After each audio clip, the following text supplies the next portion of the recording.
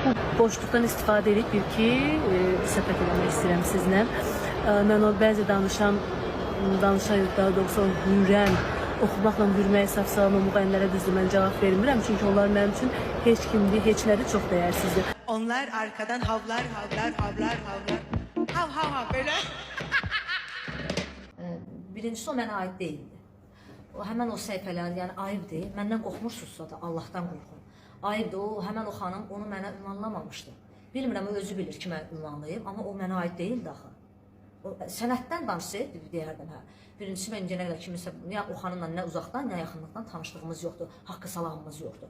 Yəni o mənə aid deyildi mənim əzizlərim, bunu da biləsiniz. Mən bir açıqlama verəcəm. Bu həmən o mahnı, orada sözlər var. Arxamca konuşanlar hav-hav. Hə? O arxamca konuşanlara mən o sözü deyirdim. Heç peşman da deyiləm. Arxamca hürənlərə, o bilinməyən nə məlum adamlara mən onu oxuyurdum.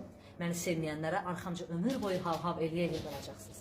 O mahnı sizlər üçün idi mənim əzizlərim. Məni sevənlər üçün yox, sevməyənlər üçün idi.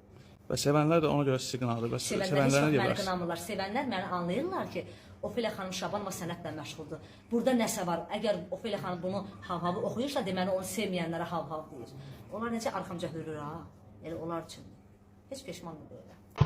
Onlar arkadan havlar. Hav. Dedim ki bende her şey var. Var. Onlar arkadan havlar. Hav.